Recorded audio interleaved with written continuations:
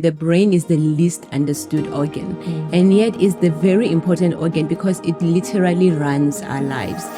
Welcome to Mind Vault Podcast, where we unlock minds one story at a time. I'm your host, Dr. Clementine Chawane, and I'm looking forward to having thought-provoking conversations that will help you and your loved ones with regards to mental wellness and building resilience.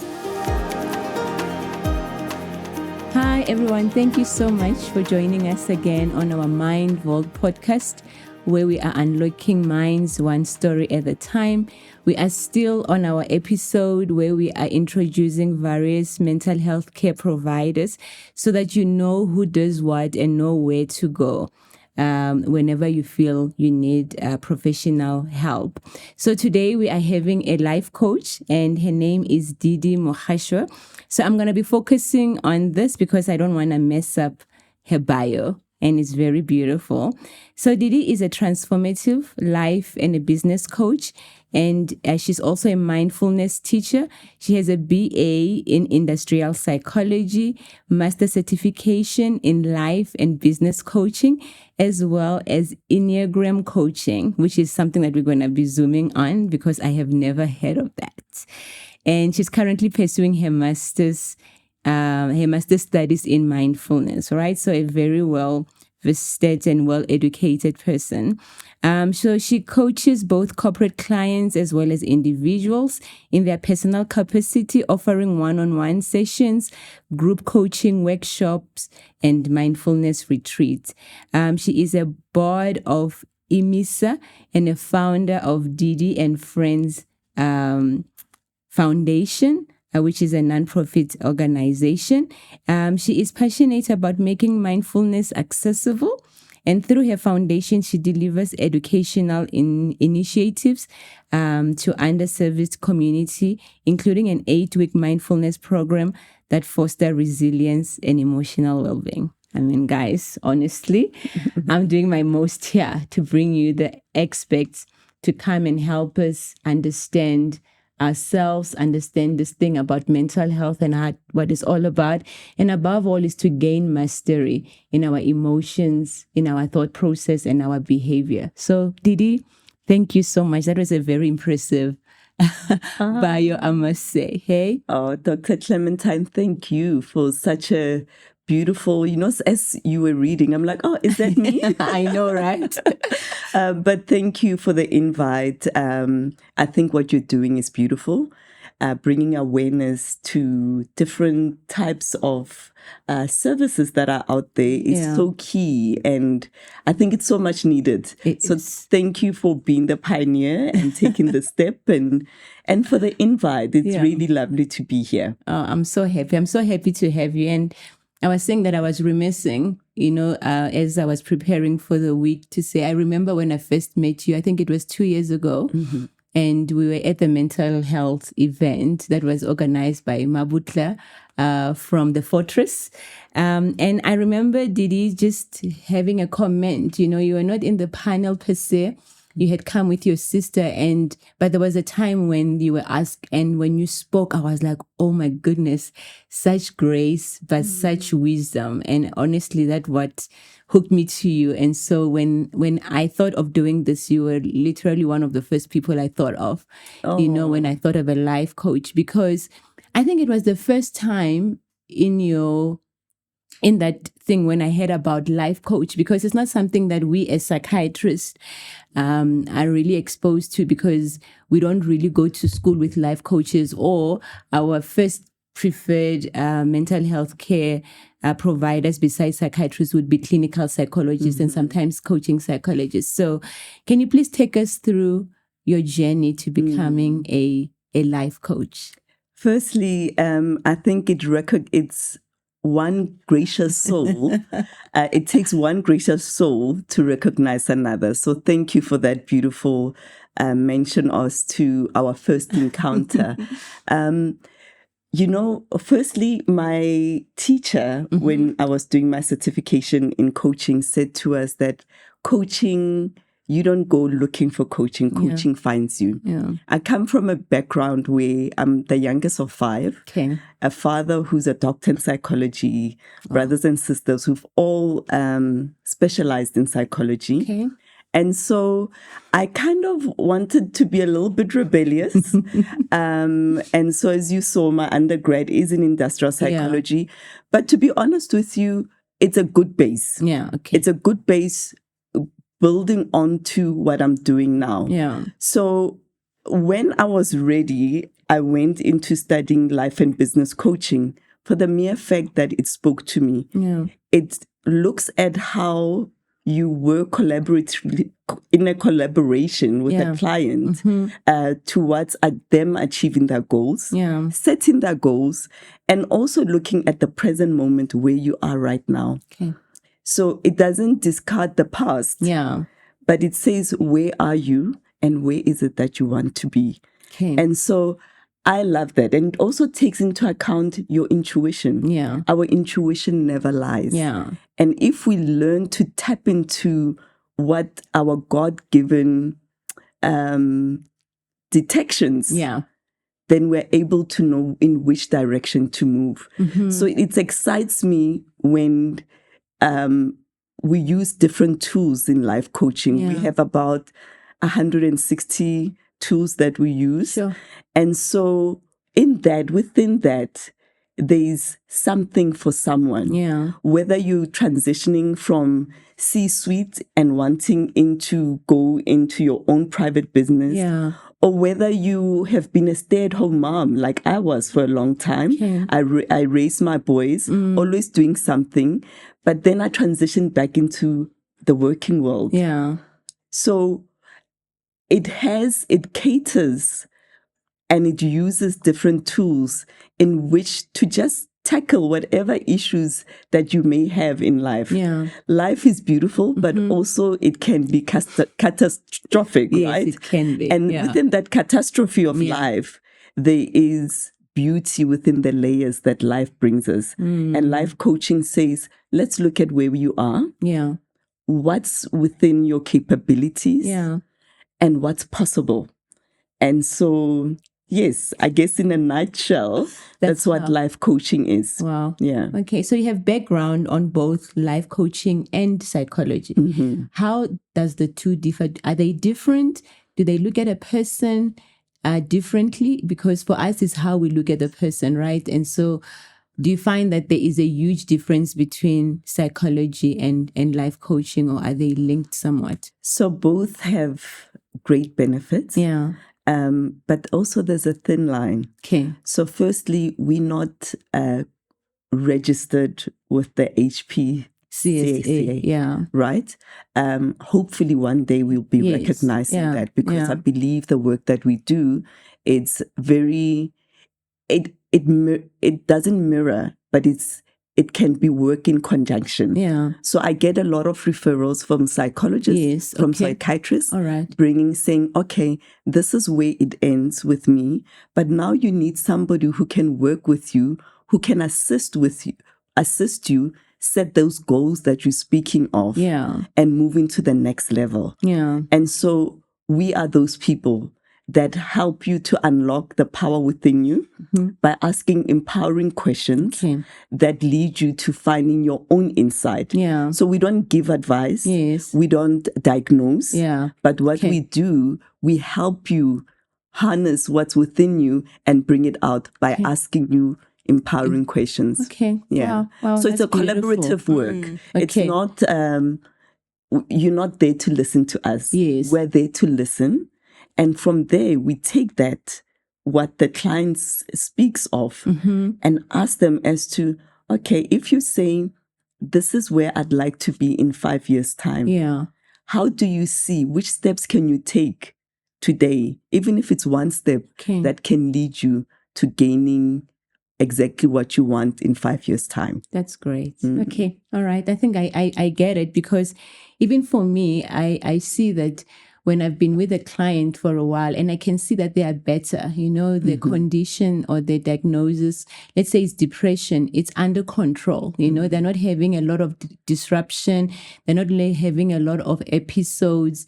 They seem to be doing well, but they're not flourishing in their lives and they're not able to achieve their goals, whether it's because of the self-esteem that they lost during their setbacks and all that. So life coaching, so it's more like now that you are healed, or now that you are stable, how do you now live out your life fully? And then a life coach will help people achieve those goals. I think you've summed it up beautifully.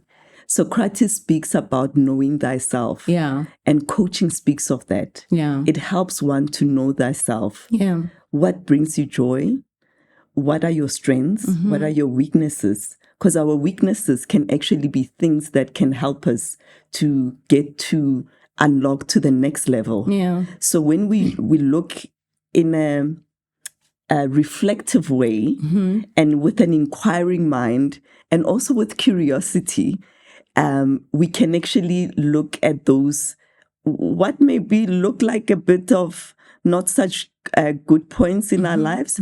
But with that curiosity, you can say, okay, but if I can do this and A, B, C, and D, then perhaps the shift can happen. Yeah. Yeah. Great. So does it ever happen that you will see someone, like let's say somebody's not referred, they just found you and they feel they need a life coach in their life for whatever reason, and sometimes it's because people think if I see a psychiatrist or a psychologist, then it implies I'm mentally unstable. So I don't necessarily feel mentally unstable. I just want somebody to talk to and I prefer a life coach.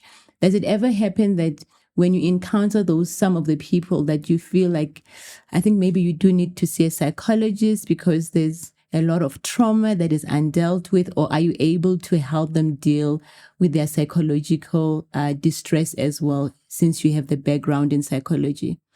So because as alluded before, I'm not there to diagnose and all that. So I've been lucky that when I started my practice that I was in the same office with two other ladies, one who's a counseling psychologist and one who's a clinical psychologist. All right. And so we're a team. Yeah. And so that's me with the life and business coaching. So I always say to anybody who I feel that may need the support of a psychiatrist or a clinical psychologist, to say to them, listen, there's nothing wrong with that. Yeah. It's actually a strength to recognize, to have awareness that this is the assistance that I need at this point. Great. I'm here. And sometimes we're alternating. So one week they go to a psychiatrist or a psychologist, and the next week they come to me. Yeah. So we work in collaboration. Okay. Yeah. All right. Okay, that's great. So even for our younger clients who are sort of like maybe in matric and wanting to pursue careers in different fields or even in the mental health field, what are the steps that one requires to become a life coach? Do you need to have some background degree or diploma before you can go into it, or is it something that you can pursue immediately after matric? So I would say it would be great to have your undergrad. Okay, great. And whether it's whichever field that you choose, it's okay. Okay. That will hold you in good stead. Okay. Can you go into coaching immediately? Yes, you can. Okay. So I am registered with the ICF, International Coaching Federation, and also with Comensa, the local one, Coaching Federation of South Africa. Yeah. So look at institutions which have that accreditation, because that will stand you in good stead and be able to give you the credibility of the work that you're doing, and also will back you up as to give you the foundation that you need. Yeah. So it's an 18-year program. So it's as good as a 2-year program, like an honors level. Yeah. And so it is very important to understand that there is rules and regulations, and also within, once you qualify, there's to keep up your credentials. You need to always be attending different courses that you can keep up and renew your accreditation with the different, either with ICF or with Commensa. All right. So with us, we have the regulation. We're regulated by HPCSA. And so if you want to check if I am a real psychiatrist, you can go and check for my name with the HPCSA, right? So with life coaching, is there a background check that people can do? Because sometimes there are people who call themselves coaches, whether it's a life coach or a business coach. Like, is there any regulation, and is there a body that is regulating this, just to make sure that people are trained and they are certified to be offering these services? So ICF is the umbrella. International Coaching Federation is the umbrella regulator. And you can be able to check if somebody is onto that. And so, very true that many people, it's almost like coaching has become a buzzword. And so everybody refers to themselves as a coach. But either do they have the skills? Are they registered with the different bodies? That's what you need to check. And so there are parameters that have been put in place for you to be able to make sure that the person that you are seeing is certified. Okay. All right. Great. So I want us to go back to your bio, because I've learned a few things just reading your bio. And I wanted us to focus on the Enneagram coaching, because that is something that I'm hearing for the first time. And I love this because I'm also learning as I'm allowing people to learn. So can you please take us through what that entails, please? So Enneagram coaching is a form of a personality trait coaching. So looking at individuals' different personalities. So it uses 9. It's almost, if you can think of a circle. And within that circle, there is a midpoint. And within that midpoint, there's different arrows or arms, so 1 up to 9. And so I'm specific in saying the circle because, for example, I'm classified as a 1 on the Enneagram. What does that mean? So the numbers mean nothing. All right. They're just numbering. They're just there to assist as to 1 to 9. And within that 1 to 9, there's difference. So as I said, a 1 is perhaps somebody that looks at life in black and white. Something's either right or wrong. And then there's a wing. Remember, we're in a circle. And then, so the 1 may be the strong point at this given time. And then there's a wing of a 3, or there was a wing of a 7. So a 7 is somebody who's more flexible, who can be more spontaneous. And so my wing is a 7 and also can be a 9. So a 9 is an easygoing person. They're not too worried about life. They're like, let's just go with the flow kind of thing. A 7 is more spontaneous. Can be the life of the party. I'm known to dance on tables when I'm very happy. I would like to see that. And so it shows you the layering within each one of us. And that's why it attracted me. To say sometimes I may be a black and white person, but there's another layer to me that's flexible, that's more fun, that's more spontaneous. And there's another layer of me that's very easygoing, that's grounded, that's easy with the flow. And so it says take out the personality out of it, but look at, harness what's within that that can lead you to self-knowing. So it's all about self-knowing. It's all about and self-knowing. Understanding yourself. And understanding yourself and understanding that it can shift. I'm speaking about 2 years or 3 years ago when I last did my test. Maybe things have changed. Because so we shift.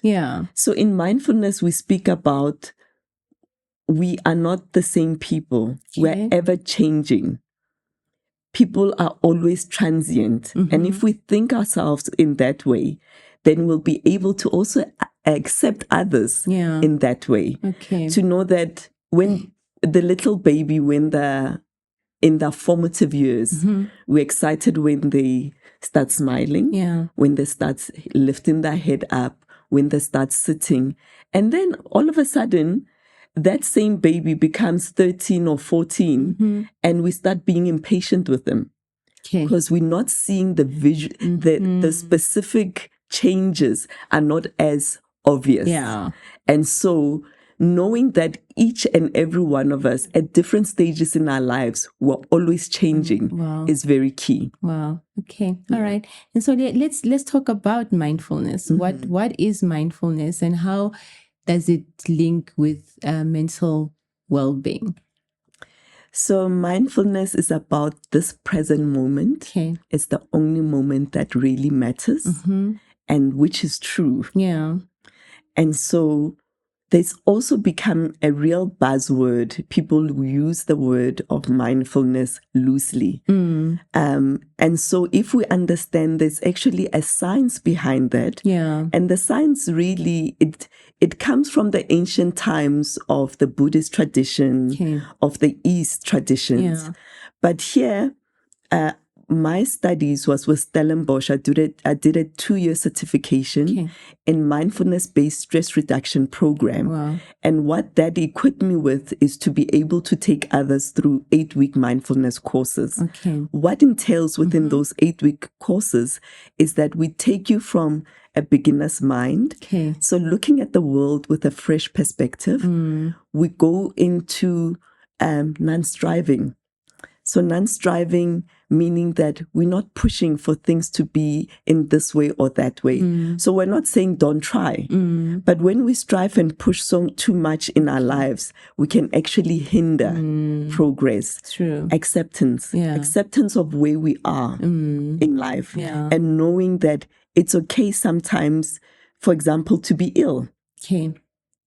Or things won't go our way. But what's the lesson within that? So when we have awareness, so mindfulness always brings us to being aware of what is happening and trusting the process. And when we trust the process, then there's no need to strive. And then non-judgment. Not judging ourselves, not judging the situation, not wanting the situation to be anything but what it is in this present moment. And then letting go.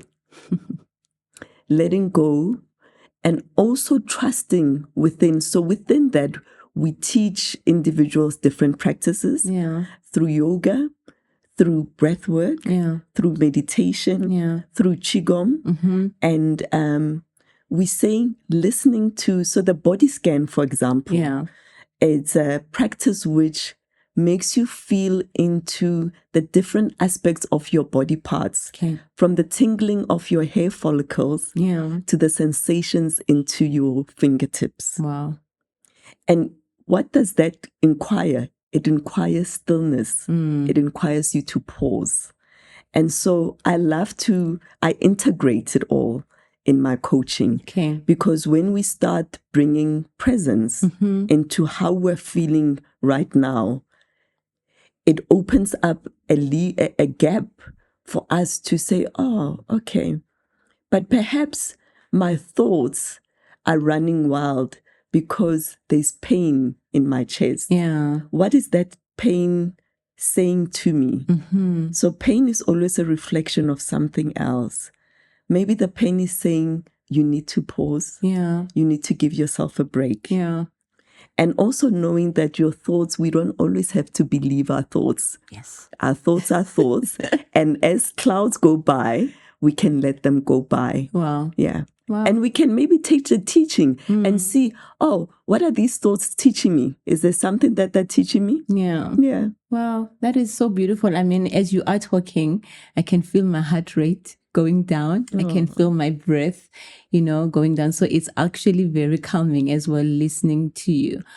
And I wanted to ask, because it is a process. And most of the time when we see people they want a solution and they want an overnight solution. And it sounds to me that the journey of growth and transformation can sometimes be long and sometimes can challenge us to slow down when you are and the person who think I should be closing deals, because you're also in business coaching, so how do people receive this when they're coming to you to say, I have a goal, I have to make 5 million rand in 2 months. And then you tell them, slow down, focus on the now. What is the pain saying? Do you find that people are receiving that, or there are personalities that find those kind of interventions a bit difficult for them? So, I find clients who say to me, for example, the body scan makes me sleep. Yeah. And it's okay. It's a normal process. Yeah. What your body actually is saying to you is that I need rest. Mm. And when they say to me, mindfulness yoga is slow. Yeah. I said, okay, so where is it that you feel that you always need to be rushing? What is the rush? You see, life is beautiful in that we as human beings put conditions as to when things should happen. Yeah. And society conditioning has also taught us that at this certain age, you should have this career. At this age, you should have your house. And then if you're a woman, if at this certain age, you should be married with kids and this and that. But it's conditioning. It's conditioning that mindfulness says, okay, you're not necessarily changing it. Yeah. You may be looking, it helps you to have awareness of this present moment. Is this where I need to be? Taking away everything that everybody else is saying. Yeah. The self-judgment, the critic voice within us also. Yeah. And also what society has said, this is how it must be. And so when you say you want to make that 5 million as in the 2 months, what's possible? Okay. So mindfulness brings you back to what's possible in this present moment. Yeah. What's within your capabilities that can help you achieve it in that 2 months. Yeah. We're not saying it's not possible. Yeah. It's really possible. Yeah. The power of setting our intentions is key. Yeah. Mindfulness also speaks of setting your intention. Today you had the intention of bringing me here to bring awareness to others as to what coaching is. Yeah. Right? Great. The intention has been set. Yeah. So when we set the intention for ourselves that 5 million rand in 2 months, so what's possible? What's within my skills that I may able to, what do I need? So knowing and recognizing the assistance that we will need. Yeah. Recognizing also the challenges that will come. And so being realistic, it helps you to be realistic with your situation. Yeah. And then seeing what shifts can you make? What habits have I formed that are hindering me also from achieving that? Yeah. Yeah. So it requires patience, yes, but it's also doable. Yeah. Nothing is impossible. Our minds are powerful. Yeah. We can only come to hinder them. Yeah. Yeah. Yeah. Wow, that's beautiful, and I think one of the things that I've learned about mindfulness is the kindness to self. So I think it comes with the non-judgment, that I always tell my clients that please be kind to yourself. You're doing the most. But I think that was so beautiful. I just think I need mindfulness. And who doesn't, hey? I think we all need time to reflect and to sit with ourselves. And I think that we're living in the world that is so high paced. We're living in the world where grinding is normal and at the expense of our peace and our mental well-being. And I feel like mindfulness just helps you to center yourself and refocus and see what is important at this moment in my life. So that was beautifully said, So we are going to go into our closing statements now. What would you say to someone who feels stuck, someone who feels I'm useless, I'm good for nothing, someone who experienced a lot of trauma and rejection? They have a desire to grow. We all have desires to grow. I mean, for me, this podcast has been in my mind, I think since 2020. And I just not, I had the intention, I had a desire, but there was fear of success. It was not even fear of failing, because I'm used to that. I have rebounded so much. But it was a fear of success that actually intimidated me. So how do you help someone who feels I'm stuck, I feel like I have potential to do more, and I don't know how to get past that? I think, first of all, it's only human. Yeah. It's a natural human feeling to feel stuck, to have self-doubt. And so I would firstly reassure that person that it's okay to have your feelings, to acknowledge them. And then secondly, to create a safe space for them to be. Yeah. It's so important when working with others that we create a healthy, safe environment, that they know what they're going to be sharing is going to remain with you. Yeah. And that they can be themselves completely so that they're able to self-explore. And secondly, it's also important that they know that fear is also a natural human factor that happens within all of us. But fear can actually be an unlocking to everything that we want. Yeah. And within that, we can also see, what help do I need? Yeah. It's okay to ask for help. Yeah. Yeah. It's okay to ask for help. Yeah, it's true. And it's also okay to say, I don't know this. Yeah. So what else do I need to learn for me to kill that self-doubt? Yeah. Yeah. Because sometimes it's that. Yes. And so I'm a perpetual learner. I can see. And if I don't know, I'm curious. Yeah. So bring out the curiosity within you as to what can assist you to get to where you want. The self-doubt and the self-critic voice sometimes can be loud. Yes. And when we bring stillness, and stillness doesn't mean meditating for an hour.